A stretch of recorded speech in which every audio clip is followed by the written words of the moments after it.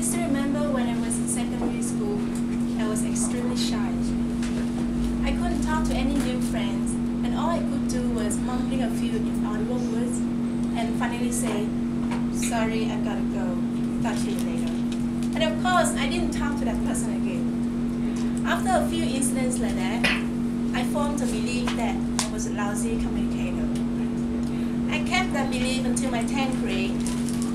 There was a really cute boy in my class at that time. When I first saw him, I was like, oh dear, he was so gorgeous. I want to talk to him. But of course, I was too shy to talk to him. So all I could do at that time was looking towards him and smile at him. After smiling at him a few times, he came and talked to me.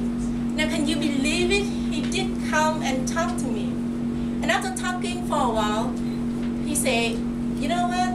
It's really interesting and I really enjoy talking to you. Now, at that time, my belief was shaken. At that time, I suddenly realized that there was one person who enjoyed talking to me. That means my belief was not 100% true.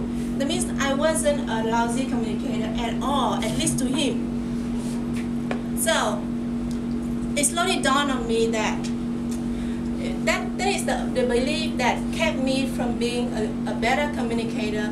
And it slowly dawned on me that communication style is subjective. Some people don't like your style and some people do.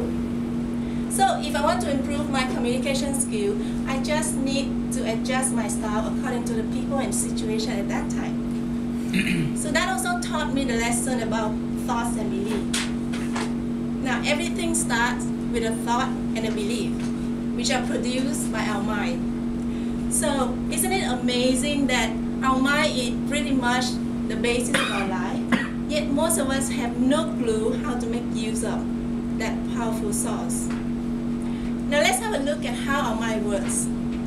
Metaphorically, our mind is like a file cabinet, something similar to the one that we saw in our home or office.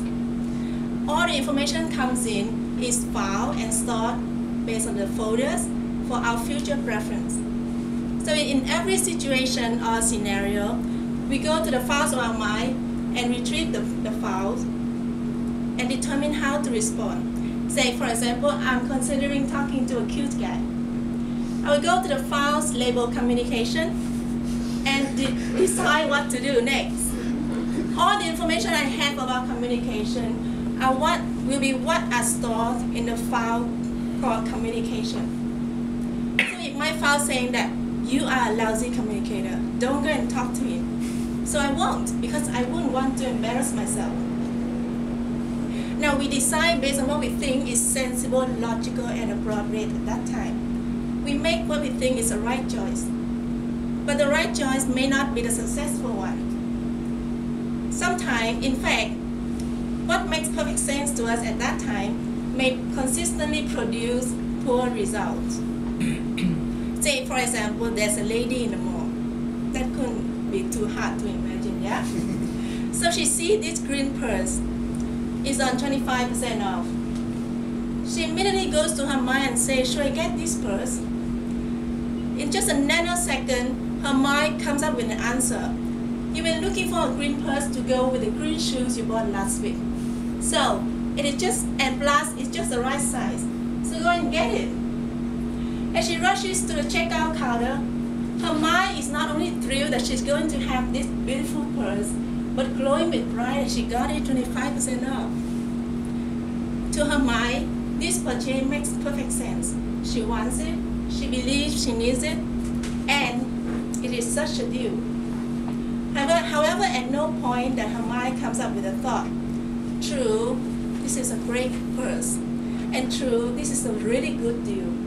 But right now, you are $3,000 in debt, so you better hold off. That information never came up because there was no file contains that. The file that when you're in debt, don't buy anymore, is not registered in her mind.